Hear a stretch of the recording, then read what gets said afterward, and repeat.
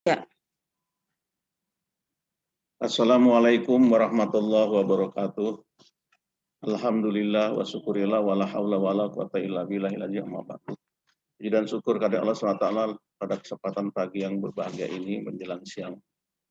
Kita masih sama-sama diberikan kesehatan jasmani dan rohani, nikmat iman dan Islam kita, sehingga kita dapat melaksanakan kewajiban kita untuk bersama-sama menimba ilmu dan menambah ilmu dan menambah wawasan kita dalam pembelajaran IPA di SMP Negeri Sebentar Lampung.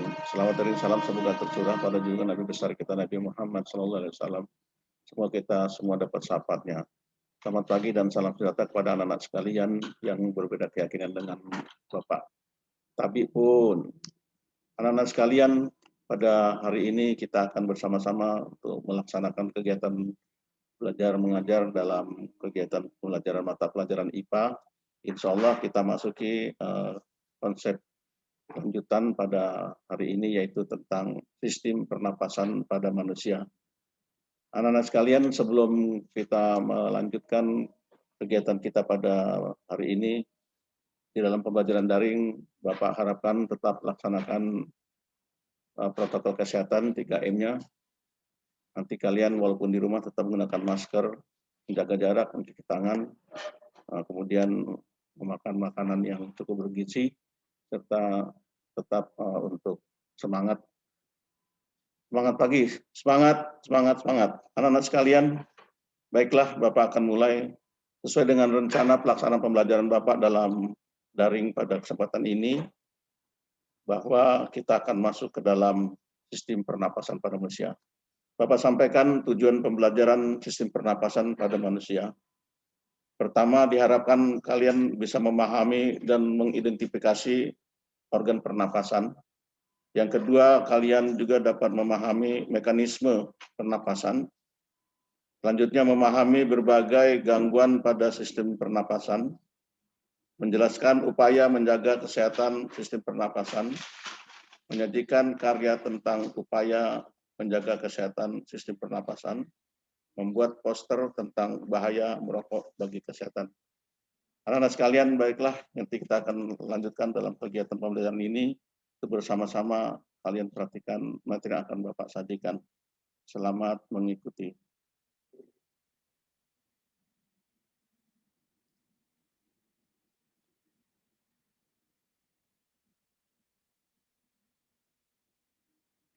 Insya Allah sistem pernapasan pada manusia Bapak upayakan, Bapak susun untuk dapat dipahami anak-anak sekalian.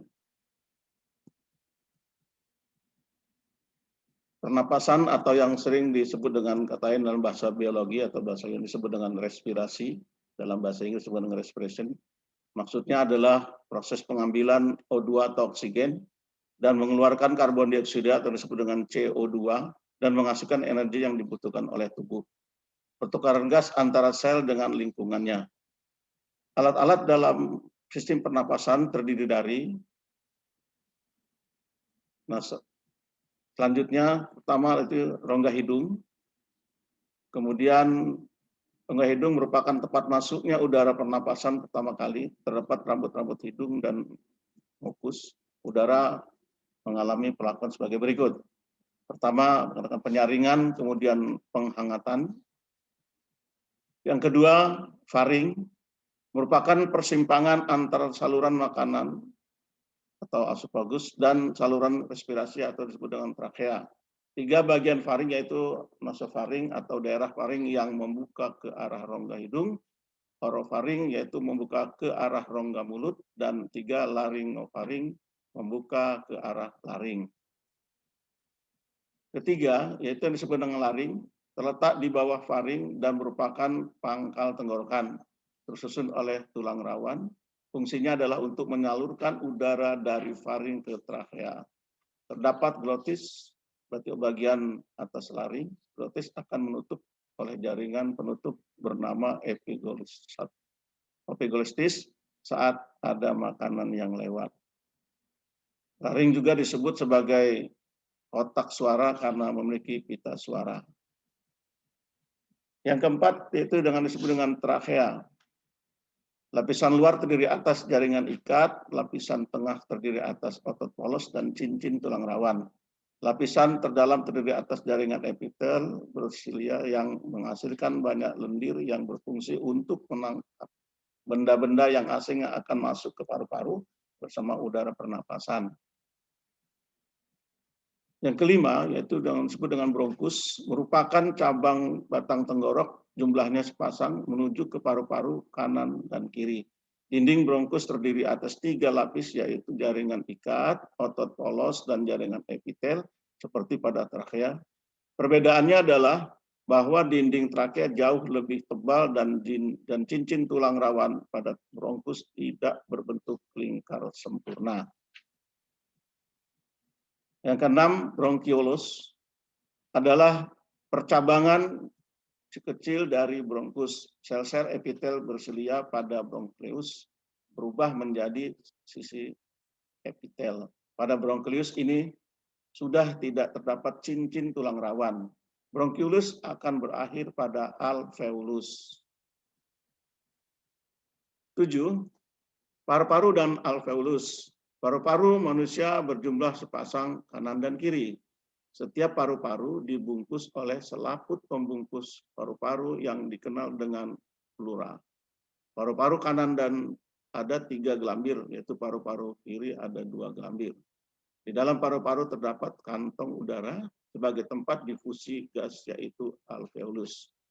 Permukaan alveolus dilingkupi kapiler darah sehingga memungkinkan terjadinya difusi gas. Mekanisme pernapasan dada dan perut.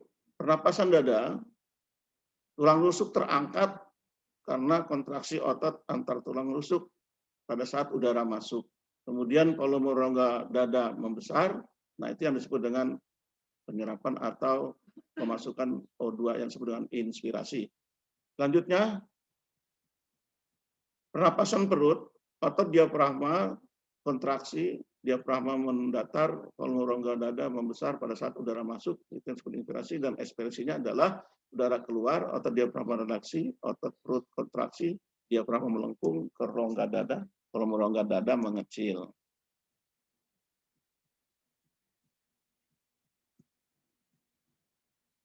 Macam-macam volume udara pernapasan, yaitu pertama volume tidal, yang dimaksud adalah udara yang dihirup dan dihembus dalam keadaan biasa, yaitu sebanyak 500 cc. Volume cadangan inspirasi komplementer udara sebanyak 1.500 cc yang masih dapat dihirup bagi dengan cara inspirasi yang maksimum dengan inspirasi biasa. Kemudian ekspirasi atau suplementer sebanyak 1.500 cc yang dapat dihembuskan pada ekspirasi maksimum dengan mengerutkan otot perut kuat-kuat. Udara residu yaitu udara yang masuk sebanyak 1.000 cc yang tidak dapat dihembuskan lagi dan menetap pada paru-paru. Kemudian selanjutnya anak, setelah kalian mengikuti materi sistem pernapasan manusia, Bapak harapkan kalian dapat menyelesaikan soal-soal sebagai berikut dan nanti kalian bisa sampaikan melalui Japri ke WA HP Bapak sehingga hasil dari apa yang akan kita capai pada kegiatan pada hari ini dapat terlaksana. Diharapkan kalian dapat mengikuti dan membaca apa yang Bapak telah sampaikan untuk bisa menjawab pertanyaan-pertanyaan sebagai berikut. Sebagai tambahan penilaian penghargaan buat kalian, tolong soal kalian teruskan dengan menjawab. Contoh misalnya, alat pernapasan manusia adalah titik-titik. Jadi kalian harus mengisi, jadi kalian sebut di situ alat pernapasan manusia terdiri dari dan seterusnya. Bagian dari hidung kalian sebutkan, bagian dari hidung yang berfungsi sebagai jarak keluar masuknya udara itu disebut apa, lalu batang tenggorok memiliki 2 cabang yang disebut apa, bagian tenggorokan berguna untuk menghubungkan batang tenggorokan, kemudian dalam paru-paru bronkus bercabang lagi, itu kalian sebutkan, tidak usah kalian jelaskan karena kalian sudah cukup menjelaskan saja. Yang ketujuh, gelembung paru-paru itu disebut apa, tempat terjadinya pertukaran oksigen dengan karbon dioksida pada paru-paru disebut apa, dan pernapasan yang terjadi karena gerakan tulang-tulang rusuk tersebut apa. Demikian anak sekalian, mohon dapat kalian laksanakan dengan penuh tanggung jawab. Terima kasih dan selamat bertugas. Assalamualaikum warahmatullahi wabarakatuh.